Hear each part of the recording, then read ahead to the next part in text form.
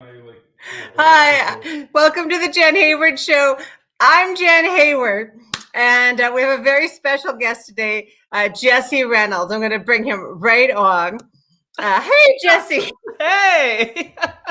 So the only Jesse and my husband knew is that we were talking for about 3 minutes, and I was like, it's weird. Usually there's a number of how many people are on. See, it's right now. People are coming, and I was like, I've never been this unpopular. It must be Jesse. And then I'm like, no, it's I didn't press live, and I only saw because I got a thing saying, did you want to go live or not, bitch? So here we are.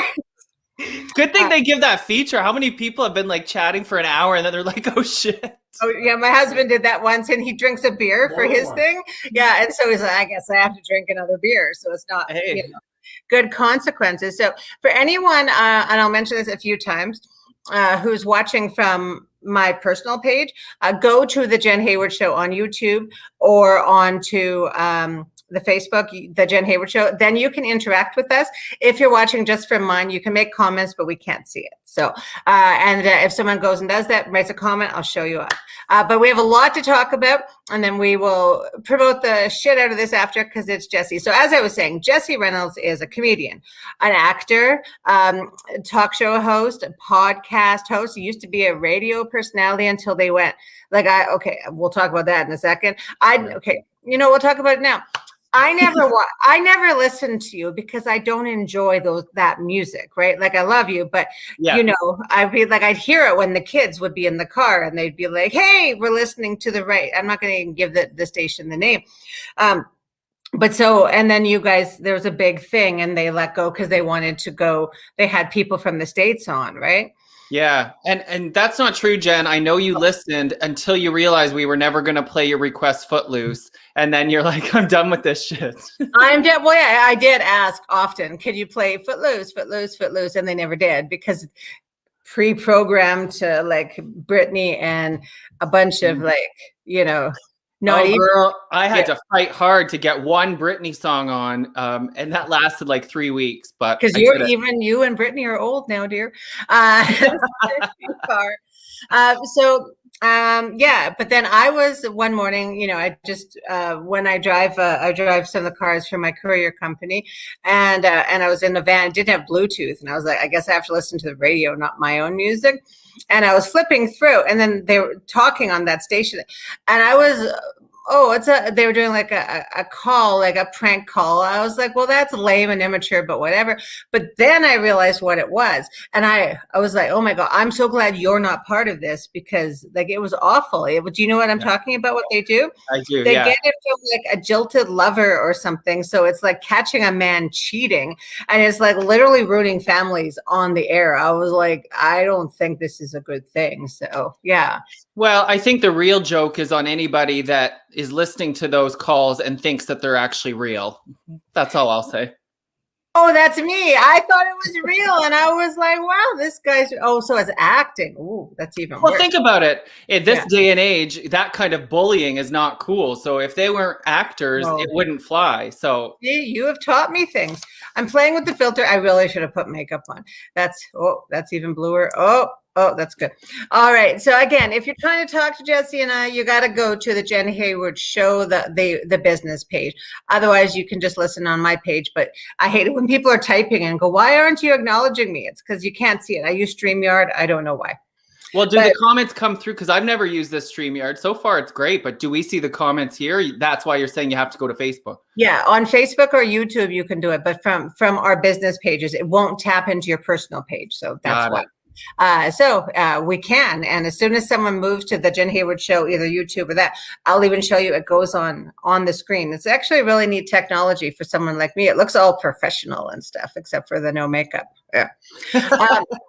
So we're going to start. We have a lot to talk about today, but we're going to start with you, and I am going to show her.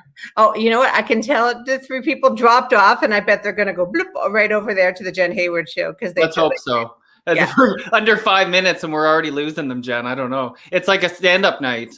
That's what people do. Oh, live, and they go through. It's like TikTok. I had Biff Naked on who's before, and her it's like her publicist was like, do you have to talk, like, do you guys have to go for so long? And I said, well, it's a different model than the kids today, as I call them, where they like everything in 20-second increments. I said, I can't say my name in 20 seconds. So, okay, but I'm just going to share my screen. And I'm going to say, okay, so my husband says, do you see what it does to the screen? He says, can you see the doggos? I was afraid you were going to ask that because they're actually at their dad's this week. Oh, that's so sweet. You have shared custody? We do, yeah. It's all very amicable. But yeah, I just gave them back yesterday. Oh, that's nice. Did you just put the thumbs up, hon? No, someone put a thumbs up to that you're amicable. Excellent. Okay, so Jesse started comedy a while ago. And thanks to you. Yeah, he says that. But then I want to tell you, when he wanted to usurp me. He's been very competitive his whole life. And I'm going to show you that I almost died. And he got it on camera and posted it on his YouTube. And you'll notice not once was he offering to help. So let me just Me and nobody else. No, well, yeah, but we're talking about you here. So hang on. Hey, all right. So we're going to share my screen. That's right. And we're just going to take a quick peek at this.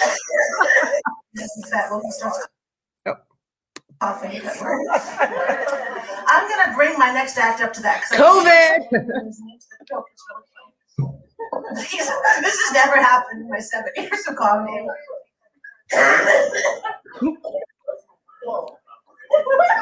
Don't worry, I'm not gonna throw up. That was not like a prelude to me like throwing up on everyone. That is awesome. Go yourself. No, I will. But by the way, thank you for all your concern that no one brought me some fucking water or anything. You guys are all like, that's. Hey, I wonder if she's gonna die out there. That'd be awesome. I'd say Fuzz. Remember that day she died. Okay, Jesse. I don't know why I got such a kick out of that. Because I had only been at like 2 shows, so the way you were just scolding the audience killed me. But I do it now. Even I'm not I don't really. I guess I still do comedy, but if there's hecklers, like I don't now. There's not. I didn't find much when I did it during COVID, but before that, there'd be a heckler or something, and I'm just like, everyone would be like coming up with witty, and I'm like, why don't you shut the fuck up? Because I got dressed to come here. Also, I'm usually drunk now when I'm performing, so it's bad. That helps. It is bad. Okay, so for those who just joined us, we're talking to Jesse Reynolds. If you're on my personal page, The Jenn Hayward, move over to The Jenn Hayward Show on YouTube or on Facebook so you can talk with us. Jesse, things have been going interesting for who's beside you? You just looked at someone. Nobody. No, I was just so the way my apartment is, I have a window in my front thing, and so every time my neighbors leave, I see them walk by my window. It's very annoying. But that's what just happened. Well, you have an online personality that's been evolving over the last few years. So first of all, I look like I'm wearing a nightgown. But you do, like you've been sort of like the boy band, cute, bitchy comic kind of thing. Like you kind of had all that going on.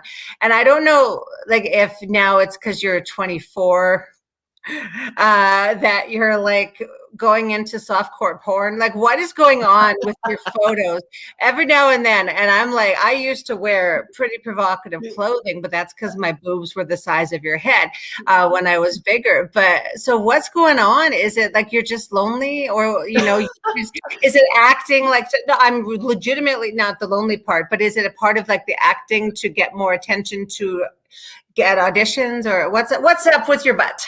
I think it's all of that. I mean, the short answer is I'm a single gay man. It's like asking, does a duck quack? Why does a duck quack? We don't know. That's just what we do. I don't know what a single gay man, I guess. So, I mean, one, because I'm 46, and there's also gay men I know who are single who are not your age. So there's, like grandpa and whatever. But I think the real answer is just because I can. And, for the first time in my life that I've been taking my fitness very seriously. Yeah, you look good, dude. You do. Yeah. Well, thank you. And we've only known each other for, well, we won't say how long, but I grew up a very fat kid, believe it or not. And so those kind of pictures, even in my adult life, were never something I could do before. And so, or at least I didn't feel I could do before. I wasn't comfortable doing. And so now that I, am in better shape and single and looking for attention because I want to get back on air. It's just all of it. Well, and I hope you do. You've got a great personality, and you have a podcast with Jenna, and you guys have a lot of fun. Have you both talked about when you need to break it up and do it on your own, or is it, am I causing controversy? But you're both so good. Is that a plan in the future to showcase both of you individually, or?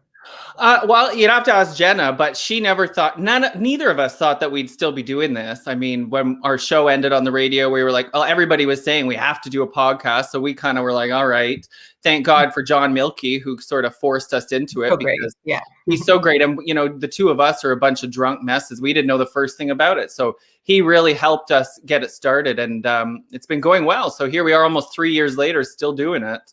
But well, I mean, we have no plans to break up. Every once in a while, people will ask a question like that or be like, are you guys actually friends? Because I think our personalities are so different that it doesn't seem like we would be actual friends in real life, but we are. Well, I'd say so. I mean, but people can be different friends. I've seen you guys together too.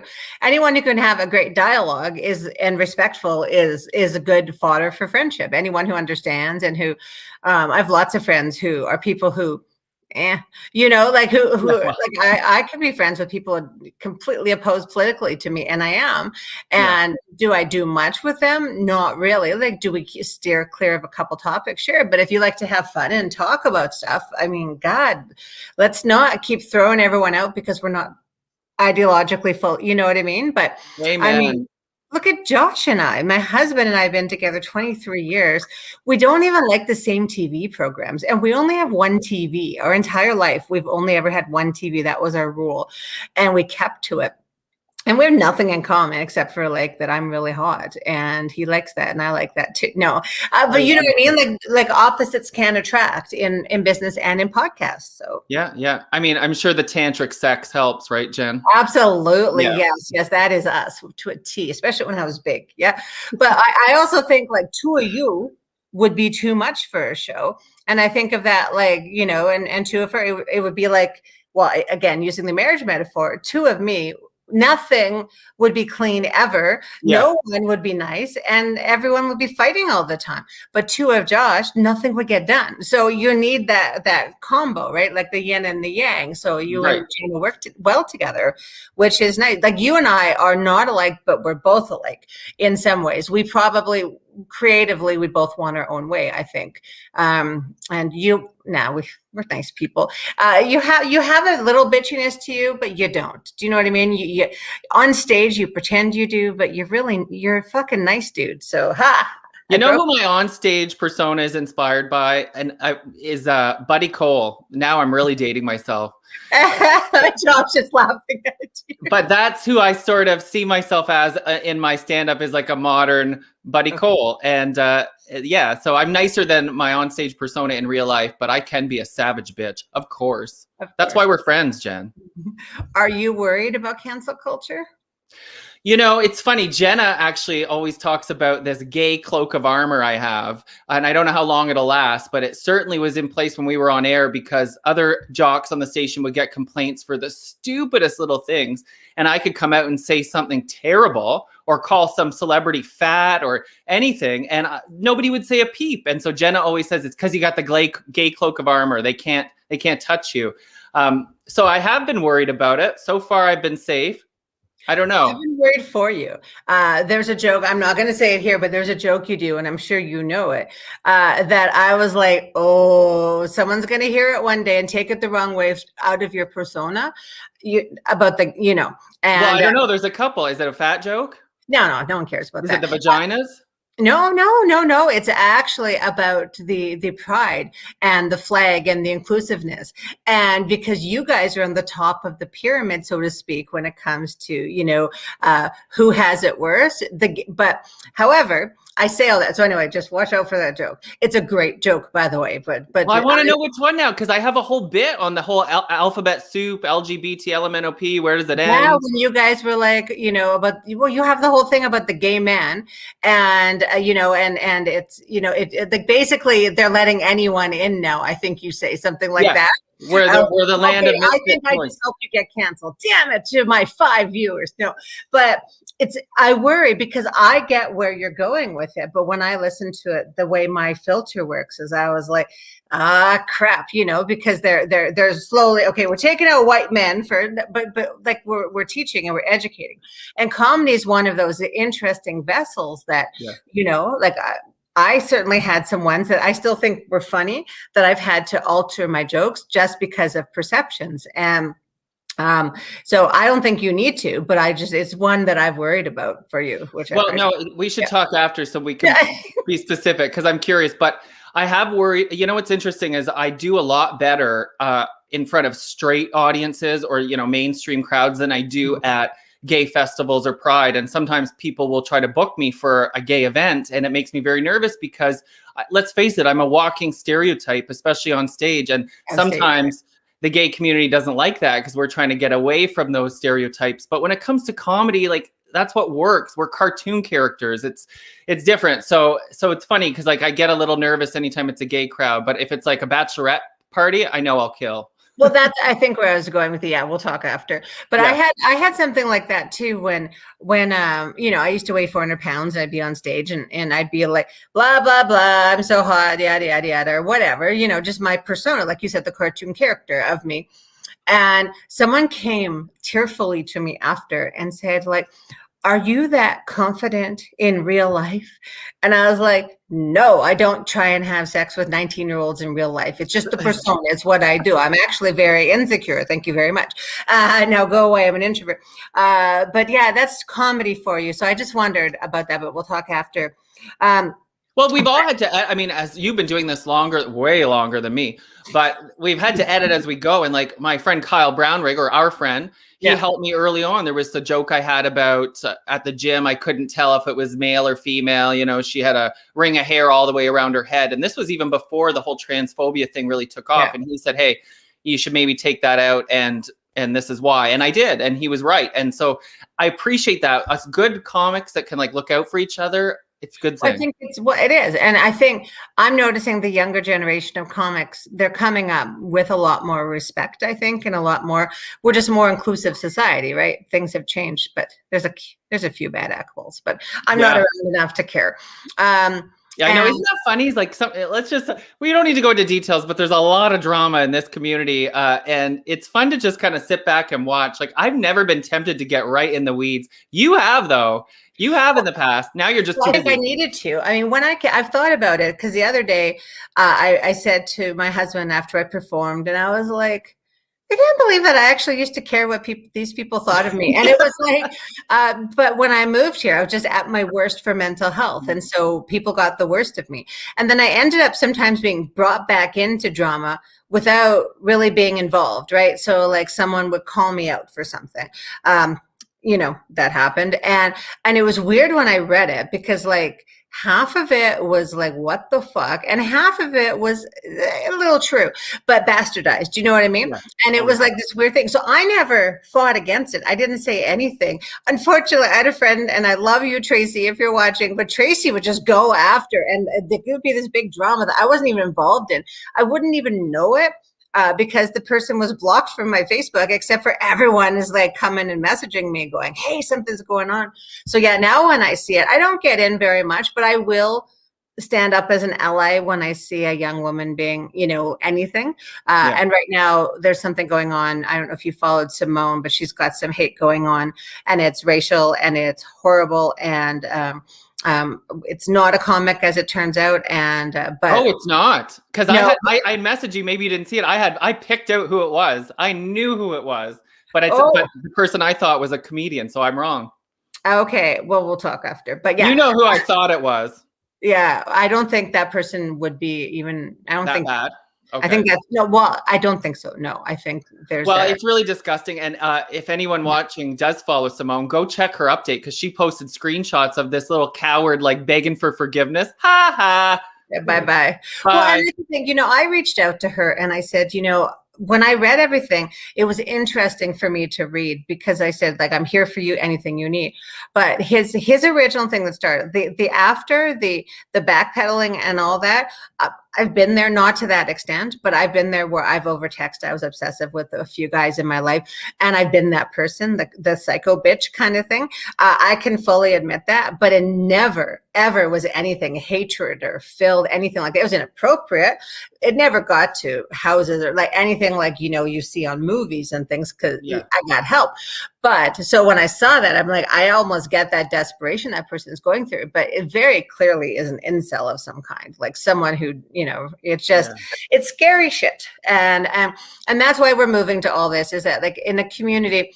So I made that, that's where I was going with that whole, are you worried about cancel culture, and about like, how sort of, gay men are being left behind, which they're not. And that, and we both know that as a joke. But we're just old news now. We're not cool anymore. Yeah. Well, yeah, but apparently hate is still out there. And so, today, like it was just a weird morning for me. So I wake up and the first thing I'm told is my daughter she started an account where she shares the different pride flags and talks about their meanings. Yes, I saw that. And she got a hey FAGGOT message from some young fella. And so there's that. And then Mayor Watson had hate outside of his, and then Simone. I was like, what is the world coming to? So clearly it's still there. So, I mean, as much as we joke and all these things, and, we've never talked about that, but have you been bullied even as an adult for being so flamboyant or being you? Has you been attacked at all? Like, I don't mean physically, but yeah. Well, I mean, yes, I have a story I'll tell you, but I've been very fortunate compared to a lot of people.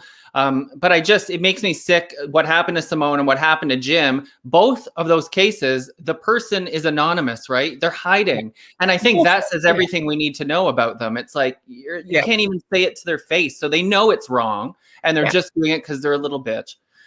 But go ahead. No, that's. I thought you were saying something. No, I'm just active listening. Mm-hmm. Oh, you're good at that. It's like you're a CEO, Jenn Hayward. You knew, yeah. Well, I've been very lucky. I have one really bad incident that stood out, and it was my 30th birthday. But before that, I want to say, when I started working at the radio station we were talking about, they sat me down and had this big conversation with me about how Ottawa is super conservative, and I was probably going to face a lot of homophobia, particularly from the Ottawa Valley. And so I was nervous, but I was like, bring it on. I don't care. I'd been doing stand-up for a bit, so I was ready for it. And it turned out the total opposite. I mean, you've seen the feedback. It was completely opposite. People were sending messages saying, thank God there's an openly gay man on air. There'd been other gay hosts, but not as, flamboyant. So I found the total opposite to be the case. And in fact, when we would go to the Valley for either stand-up shows or radio station events, you'd think I was Britney Spears herself. It was like I was a rock star. So the gay thing, and maybe that was just like, oh, Schitt's Creek, there's a gay guy in our town. I don't know, but it was not the case. And this was 2016, 2015. So at that time, I was like, wow, the world is finally changing. So it's really heartbreaking to see this shit still happening. It is, but what on the positive side is seeing society's response to it was like, right? Yeah. So those people will still exist, but that is where when I think of cancel culture, that's what I think of. I'm not fully against it. I'm not fully for it. I'm in that, hey, I'm 46 and I've got some stuff in my past. Do you know what I mean? And also, I think it's a time like, so this whoever did this to my daughter is a little idiot, right? He used his own name, all those things, but he's also a teenager. And so not only did, I did nothing. My husband sent him a message that said, I see you, which is scary to hear from someone, somebody that looks like Josh. If he sent a picture, that's enough to scare me. Yeah, it's on his Facebook or his Instagram. And then the aunties, like my friends and stuff like that, started rallying around her and reporting the account. And he's like, well, why is everyone so upset about a couple words? Oh, the kid got schooled, right? But beyond that, my friend Melissa, Sassy Muffin? Oh, yeah. Yeah, so Sassy found out what high school he went to. She searched his account and reported him to his principal. And I was like, because in the end, I'd like this kid to learn, not to get worse, right? So let's catch them when they're young. I don't know why he's got that. I don't think he understood the ramifications. And so I, as the mom, of all, educated him on, oh, well, really, that word was used when this happened, when Matthew Shepard was like, here's some things that are associated. So open your eyes, you dumb kid. So anyway, none of this was funny, but I think it's important to talk about because you are a role model. I know this because I raised a gay son who hates me, but that's nonetheless, that had nothing to do with it. But he, I remember you were like, it was my 40th birthday and you were like, his hero, and he would just like, light up, and he's, because you were so just you. And I think that's it. So yes, there's the cartoon character of you, but even in yourself, you got to show that you can be yourself. You can say what you want. You can do all these things, but you showed kindness and compassion. You guys all made a nice little thing for my 40th birthday. I asked my husband to plan me a surprise party, which, yes, I know, but literally he like, I guess I should get some chips or something, like, so nothing happened. And then I did 2 shows that night, and you guys all arranged a nice surprise for me between, so thank you. That was really fun. Yeah, that was a fun night many years ago. But yeah, so you're great, and I see, a little more of your than we need to, but that's like we're closer in age, but I feel very like matronly towards you. Does that make sense? Like, I appreciate you saying that, because you've always been there since the beginning. We talk about that stand-up night, or like, you've always been such a great support, and I've never forgot it, and I never will forget it. But you sound a lot like my mom when you say you see a little too much. My poor mother, she's like, can you just take a break? Like, just 3 weeks.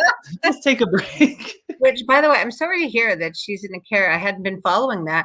And I know that because I was going to like completely razz you. I was like, how the hell is Jesse Reynolds vaccinated before me? Like, literally, I've been working in the front line every day, but you've been taking care of your mom. And I was like, I wish my mom was sick.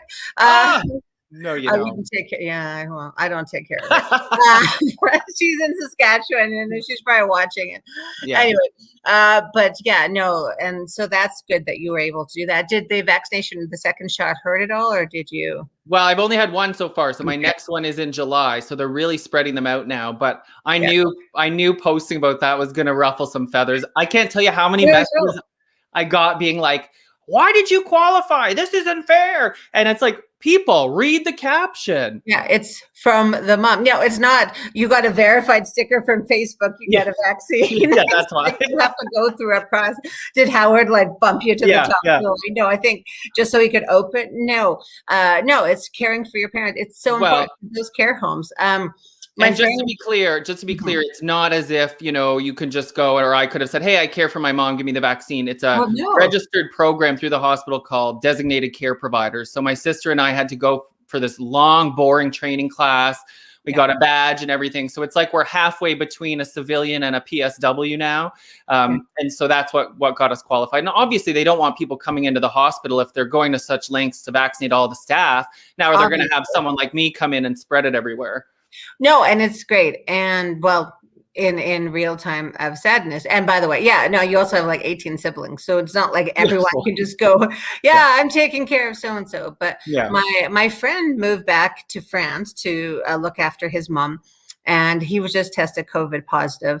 And so was his mom. And so she's in her 80s in the hospital now alone because he's not allowed to visit. So it's so important because I thought, getting it would be the worst. Being alone while getting it and both of them can't even see each other. It's just heartbreaking, right? So I think it's great that you did. Honestly, I stay safe, and I'm not even on the road anymore. When I say I'm a frontline worker, I work from my home 4 days a week, doing like strategic planning, dude. Like I have key dates listed. Like it's sickening who I've become, but let's focus on you. I know. Well, no, but I just want to say I'm very impressed how big you've grown this little company. And I remember when it first started, and like any new startup, everybody's like, okay, here goes Jen with another one of her ideas. Crazy ideas. Because at that point there had been a few Crazy Chicks, great show, what a travesty. So everybody's like, all right, here you go. And you've grown this thing into this huge success. It's very impressive. You should be proud. One day we'll be profitable, but I always say the reason we're not profitable is because I take a nice salary. So, at least you're paid. Yeah, that's it. Like, isn't that funny? You can make everything look good on paper. Everyone thinks you're rich and powerful. But anyway, let's just stop showing them behind the curtain. Absolutely, yeah. But I love it, and I'm very proud. Who knows where it goes? But for now, I'm enjoying that I'm not bankrupt. So yay! And you're going to be working with the Tulip Festival. Yes, which is exciting. And were we not? Was that not announced? So we're just going to carry on. Contract negotiations are on. Okay. No, it's good, but no, that's it. Well, no, what we've been able to do work-wise is do a little bit of the social work that I used to do, and so we work with nonprofits, things like that, and help them find solutions during this time. So it's good. But let's go back to, I wanted to make a point, and it was a good one. It was a compliment, which is unlike me. But so when you first started comedy, right, I, for a long time, considered you more of a personality than a comedian. And I've told you this, right? It's just like, I was like, well, there's not a lot of, but everyone when they start, but because you were promoted very quickly, I was like, okay, so, I mean, I get the star factor. And then I was like, you're a great host, you're all these things. And then we both performed, because I hadn't performed for like 2.5 years myself. And during that time, you really worked your shit. Like we're all, you worked hard because you're polished. Your jokes are great. It's because people can do that. Like my comedic journey is like this, because I started when I was 19. I did this a little bit, but I didn't actually work hard. I still would say I don't work hard at it, right? I think of a concept, I do my joke, I oversell it because I'm more charming than I am funny. That's from Howard Wegman himself, right? He has that way of making you feel all warm and squishy. Well, I'll jump in there. He shares your opinion. And to this day, he says, I'm more of a personality than a comedian. I'm like a personality that does comedy. I'm not a comedian. Oh, I thought you really nailed it at the competition. This whenever that was. Time is future now, but you really, really owned it. You were, like I said, your jokes were very polished. I was really impressed, right? Like, so I mostly just got up and made fun of myself because I didn't do comedy anymore. And now we're in a pandemic doing comedy. It was so surreal, I have to say. And then I would the second time, because when I got through the first time, I just made fun of the judges for putting me through the first time, because I was like, I did awful. I just was better than other people. It was just like a horrible night for comedy. Yeah. Well, hey, we'll take what we can get. Well, it is, and it's fun. I mean, so that's where I was. So I was really shocked, and you just never know. When I got a call that I was like, all right, I guess I'm going to do it just for laugh taping. I have no skills anymore, but it ended up being fun. And you just take those. And so I think that's what you took as an opportunity to be mentored, that he saw something in you, that star power or whatever. And then you've really worked hard to become who you are. So you should be proud of that. Well, thank you.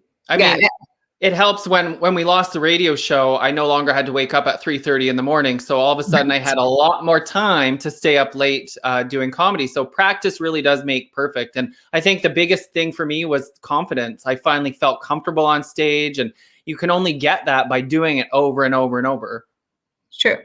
Yeah. Well, it's the thing, because you had that looking confident because you were so used to performing as an actor. I think that was more sometimes it was like you were acting your lines as opposed to being in the moment. And now I definitely saw that. I still feel that way. I actually still feel that way when I go up. It's like it's a monologue for me, which is actually why sometimes when you hear stand-ups, particularly one starting, acting like it's so hard and like, oh my God, don't know how people do this.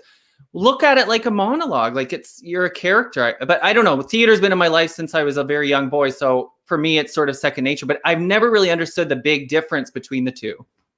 Oh, I did. Did you not see my one-woman play? Yes, I did.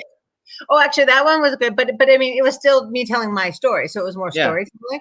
But like, try and get me to act. I can't. Like when I took acting in university, and I was like 28 or 29 when I took it. I remember the guy was like, I have never seen anyone so tight in my life. They do this game at the beginning that's called Act Crazy, and you just had to run around and do silly things and stuff. And I'd be like, I'm moving from side to side and I'm loving it. Like, I'm not doing this. Yeah, I could so see. I'm not doing this. No, I'm just me because I can't. But there's obviously reasons for that. And a lot of changes have happened to you and to me. And then it's weird. Like you keep in touch, but you don't. Facebook's we're echoing again. Oh, I heard it. I heard it that time. Yeah, who knows? Who knows? I'm not a technical person. I'm just the whole time I'm like, I should have put makeup on. I don't know. I'm doing Trevor's pad tomorrow for the first time, and then I have him on my show, and he says, "You're gonna show up, right?" And I'm like, yeah, because I'm very notorious for canceling on comedy shows. But before I was having like literally police officers drag kids out of my home, right? Like on a regular basis.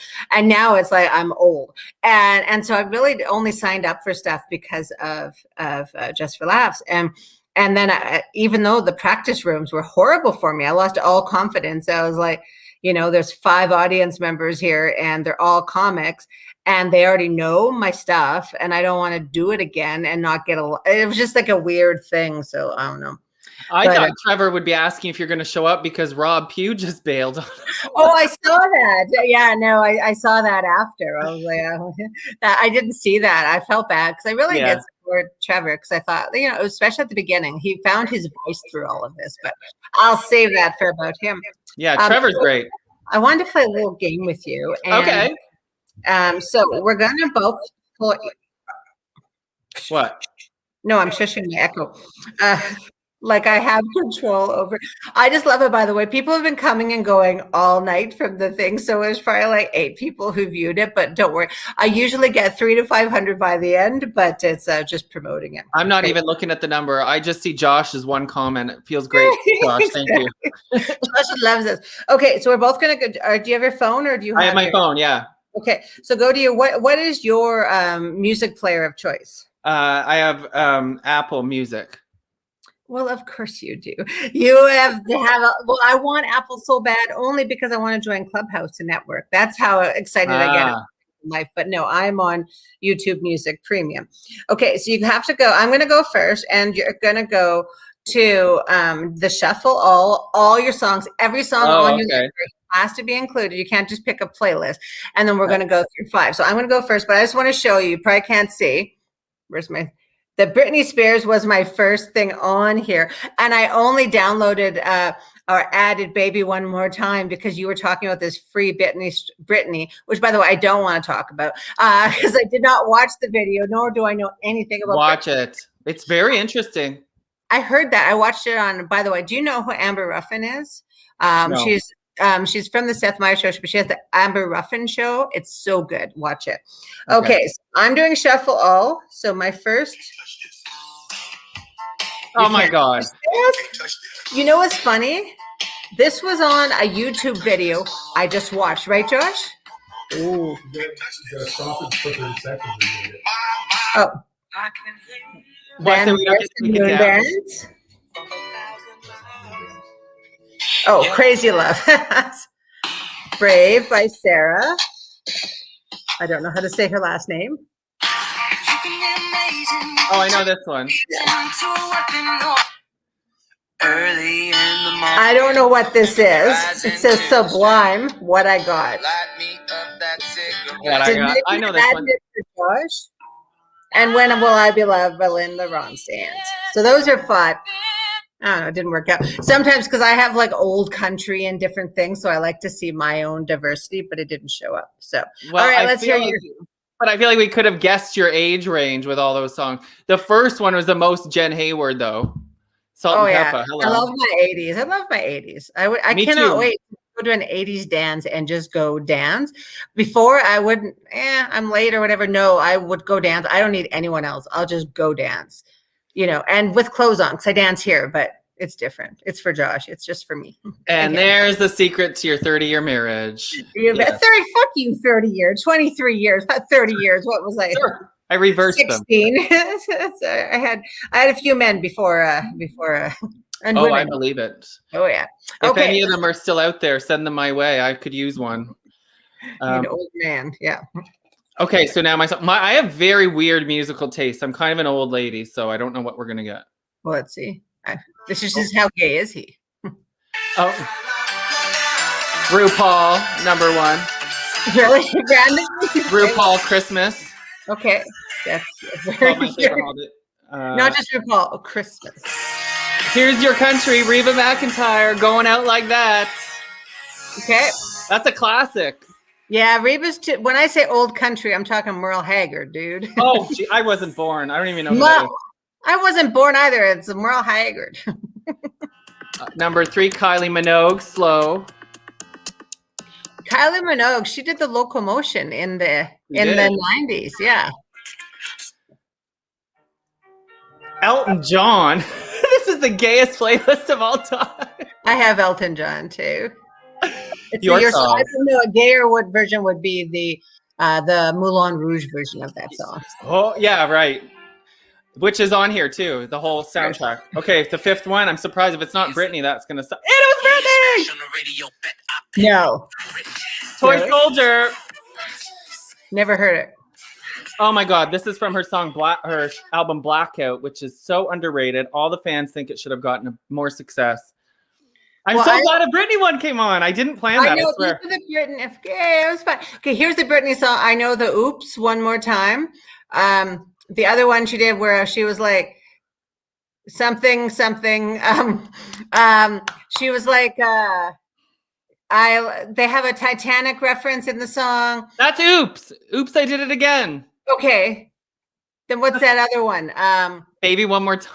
Yes, okay. And then she did Womanizer. I remember that. Yeah. And the Work Bitch, because I do squats to that. And by do, I mean I did one squats to that. one squat. Yeah. And then she did a version of I Love Rock and Roll that was not very good. No, but the music video, play that music video for Josh. Woo! Yeah, he needs like double the boob size. So. Yeah. Well, you got that covered.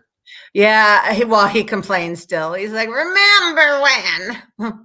Back in the day, I know you almost died due to your bad health, but your tits, baby. That's not how he talks at all. No, but I was going to say, at least you're still here. Yes, he's a great man. He really is. I'm rather fond of him. So Jesse, what's next for you? So after COVID, like what is you're working on the Jenn podcast. Have you been doing any writing? Like, are we going to see a one-man show soon or what? Well, I'd love that, but writing is not my strong suit. And like, I don't try to pretend. Even my stand-up, I've had help writing it. Yeah. And I don't think there's any shame in that. Celine Dion never wrote a song. Meryl Streep's never written a movie. So I believe that there can be. But this is the Jenn giving advice that I always do unsolicited because I'm a hustler. That's what I do, right? Like I wasn't born in the projects or anything, but I certainly did not grow up with, the fortitude of just knowing how to do a business, knowing how to get ahead, but I just know how to work hard, right? Yeah. So and you do as well. You have a great work ethic. So find a couple of writers and work on a project together. Find someone who can find something that would be great for you, and they're dying to have a piece because there's people out there who can write but not perform. The comedy community is made up of too many people who can't do either. Boom! I might be, but do you know what I mean? I think they can. Yeah. Right. It's one thing to go up and not know, and it's another thing. So there's people who are great. Like I think Tavis is one of the greatest writers. He's a decent performer, but he just I told my joke. Do you know what I mean? He's a very good host. Very good host. Yeah. But I don't think of him as a performer. I think of him as an amazing writer and a good comedian. But performer is someone who can do a bit, like what you do and things like that. Yeah. I don't even think I'm only a performer. I would say I'm more of a performer than a writer, actually, when I really come down to it, because I don't like to edit stuff. I prefer just to win them by my charm than to, I got to work hard at this, right? So that's my advice is I want to see a one-person show. I will help you sell it out if you do. You're so popular. That would work really well, right? That's a great idea. Right. By the way, is anything happening with Queer Sphere this year? Oh, sadly not. Things were going so well. Like for all of us before the pandemic, I was about to middle at Yuck Yucks Toronto for the first time. Literally the night everything got shut down. So the whole world's taken a different direction, obviously. And unfortunately, Queer Sphere is one of those things. We have a great community online that we're keeping going, but who knows when trade shows are going to come back, and our first one of the last things to come back. But I have ideas for you and your people. But well, let's talk because, the first year was great. There was a lot of publicity. Unfortunately, we didn't make a whole lot of money. And so to keep a registered business going, as you know, it costs money. There's expenses, there's websites. And so right now we're kind of at this point where we have to decide what we're doing with it. Because you can't just keep something going that's not profitable. And in fact, using Apparently. What? Or maybe you can. Kidding? Are you kidding? I know so many businesses but I hear what you're saying. Yes, when you're putting your own money back in. Yeah, that's it. So there's a difference. Yeah. When you're bootstrapping. But no, I know a lot of I wouldn't call them pyramid businesses, but I know a lot of house of cards out there. Just because people are doing what they have to do. I just have a different approach than everyone. I'm just bluntly honest about what's going on. Right? I'm like, this sucks. I'm lucky to be here, right? And I believe that. And there's lots of people who are like, I have the best business person ever, and then 2 days later, their business goes kerplunk because it's a fine line. You don't want to be like out there and all your customers are like, will I have a delivery service tomorrow? Like, it is a fine line. But fine line. You have to be realistic, and that's the fine line between realism and optimism. And I think a lot of people in business go too far to optimism because the secret, and you just got to believe it, and it'll happen. Yeah, I even did one of those little manifestation things. It has been a good year for me, but that has more to do with the pandemic than it has to do with anything else, and that we were well positioned before. People need deliveries. Yeah. Just I happened to be the right person, right time. A lot of people popped up after, but they're like faceless apps. No one wants a faceless app delivering their important stuff. Like, you wanted your pizza, who gives a shit? But these legal papers, I think maybe I'll get someone a little more certified. But we're going to keep talking after this, but we're going to have a part 2 in a couple of weeks. And I'm going to put my makeup on, and we're going to have a just fun one, I think, because you're fun and we haven't done enough together. And it's this. Sometimes people like to see get a real conversation. Well, and absolutely. I don't know. Yeah. I don't know what's next. You asked me what's next. I don't know. I'm going on auditions. Hallmark's filming a lot more in Ottawa, which is great, but I need something to come through. And people say to me, like, how are you not back on air? How come nobody's approached you I don't fucking know. I want someone to tell me, what am I doing wrong? And lovely people like you tell me everything I'm doing right, but I'm missing something because nothing's coming through. So I'm just going to keep. I've not heard good things about the radio industry, though. That's the thing. No, that's true. That's true. Yeah. So we're on the right track with the internet streaming, I think. I think so. I think, and I think it just keep putting yourself out there and finding, writing your own material, not you, but like, that's what I'm, and finding the right venues for sure. But everyone who knows and supports you wants you to be very successful.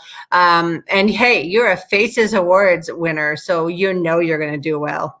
Hey, don't forget the CBC Trailblazer Award. So that's actually a good award. Sorry, Faces is lame. No, but no, the Trailblazers was a huge thing. So I forgot to, but I took that picture and put it on the poster for this thing. Why, thank you. And then I covered it with your ass. There you go. That's what people want. And you mentioned Tracy. She's the first commenter on every Thirst Trap. So sex sells. Oh yeah, absolutely. She's there. She's at Lawrence as well. Lawrence is like, stop telling him to cover up, Jen. Like, all right. Okay, listen, everyone. Jen and Jesse's messy podcast is how often do you tape? We do 2 episodes a week, but you can find all the info at messypodcast.com. So go to messypodcast.com. You definitely want to support him, and we'll see him in a couple of weeks. So everyone else, goodbye. Share this because, again, I think I'm going to have it later, but definitely I can see the sun went down and the numbers went up. It's just like very clearly people were walking, and I'm like, I guess there's nothing else to do. We'll watch Jen and Jesse, but which is weird because you're Jen and Jesse. I'll be Jennifer and Jesse. So I'm going to say goodbye to anyone who's watching, and then you and I can stay on. So 5, 4, 3, 2, bye-bye.